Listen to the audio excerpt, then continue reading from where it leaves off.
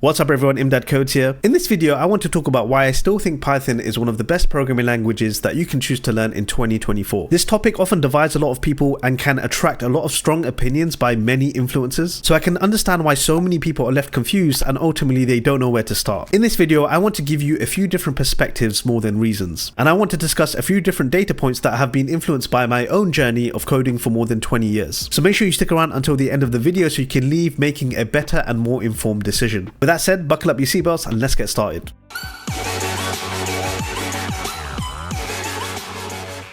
So the first thing that I want to point your attention to is still Python's popularity. You will often hear that Python is the world's most popular programming language, or it sits within the top 3 depending on which article you're looking at. Now that alone might serve as a really good hook for influence to bait you into, but let's zoom in and understand why that's a good thing more than a bad thing. There are thousands of programming languages, but yet Python stands up as being one of the most popular. The benefit of popularity is that it brings attention and, more importantly, involvement. When ChatGPT first came out, it took the world by storm. Google soon after announced Bard, which has now been rebranded to Gemini, and Anthropic have now come out with Claude. The point is, when something becomes popular, it gets talked about a lot, but more importantly, people want to get involved. Python in the scene of programming languages is no different. The language itself is built on what's known as Python enhancement proposals. These have made Python what it has become today. These enhancement proposals are a series of design documents, and each one of these is essentially a proposal to suggest a new feature, update, or improvement to the language. Now, of course, each one of these goes through a lot of back and forth with the wider community, and eventually it reaches the steering committee that make the final decision as to whether it's added into the core language. Now, the great thing about this is that it means the language is constantly developing and improving because it has a strong and involved community. This wouldn't happen if the language itself wasn't popular. It means that anyone who has been programming in Python for a long time can draft one of these peps and get a champion to try and push it through. Overall, this is great for you because you know you're investing in a language that is constantly improving and has a strong community behind it. Never underestimate the power of a community when it comes to a programming language. The more popular language is, the more people want to get involved, and of course that leads to a stronger community. I've switched over to my terminal just to show you how easy it is to get started with Python. I'm in my temporary directory and I can create a file called hello.py. I can then open up this file. I can then have this Python application print the words hello world out onto the screen, save it, and run it. And just like that, I've got a easy Python application.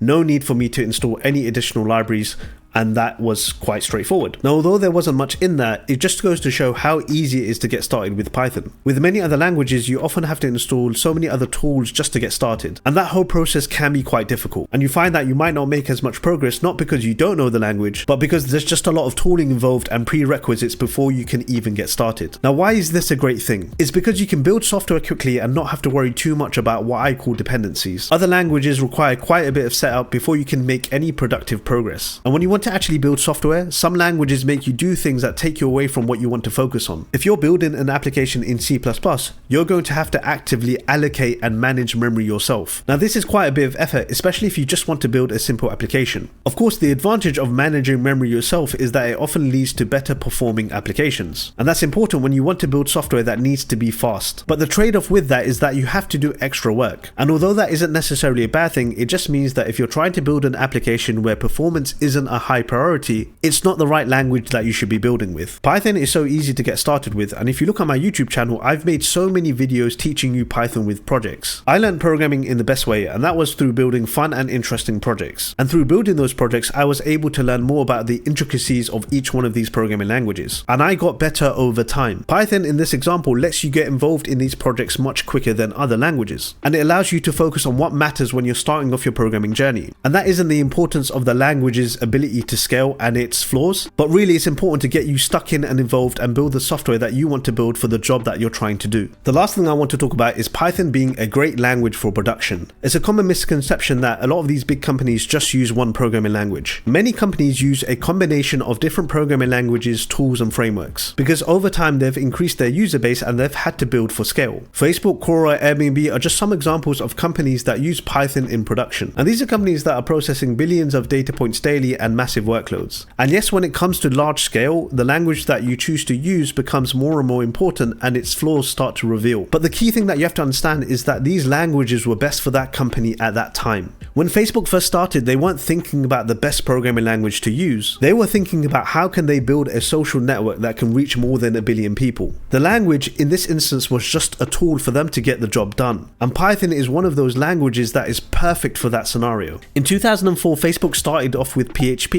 Now, although I don't use PHP anymore, it was heavily used in web development and it's still used in the Laravel framework. That was one of my favorite frameworks to build web applications in, and it's still around. Now, it's probably no longer the choice when it comes to web development, but it served its purpose and it's still widely used. Facebook used PHP until they couldn't, which is to say when Facebook reached a level of scale, more than 1 billion people, they started to notice the limits of the language. And at that point, they were forced to rewrite core parts of their application. But guess what? They can afford to do that now because they focused on what mattered at that time. And that was moving quickly by building features that users love. Python is a great language for this because it allows you to move quickly. It is jam-packed with so many different libraries, a strong community, and it has so much support in a wide array of APIs. You'll often find that when it comes to working with an API, out of the box there'll be support for Python. This is because even the company that's offering you this functionality will build an SDK in Python because it's much quicker to do, compared to other programming languages where that might take much longer. If you're wanting to get stuck in and build projects and ultimately get a programming job, Python is definitely one of the best languages to learn for that. It's used, of course, in general software engineering, data science, machine learning, back-end application engineering, and web development. And because of its versatility and low barrier to access, you can get up and running and productive very quickly. Many people try to optimize for the best programming languages so early in their programming journey, which doesn't make any sense. You shouldn't be optimizing for Facebook's level of scale right at the beginning. That only makes sense to do when you start working for one of these companies that have to handle and deal with that level of scale. So don't focus on that right at the beginning of your journey. Now, I hope this video gave you a few different perspectives of why I think Python is still one of the best languages that you can learn in 2024. Let me know what you think in the comments below, and please do give this video a like so it can reach others who are also thinking about this. And by the way, please do let me know what you think of this style of video where I'm talking to you at the camera and giving you these different perspectives. It's new for my channel and it's still early stages, so I'm not sure if I should keep it going or if it was useful. And if you want to get started with Python with a fun and interesting project, I'll link to one above here that you can click. Thanks a lot for watching, and I'll see you in the next one.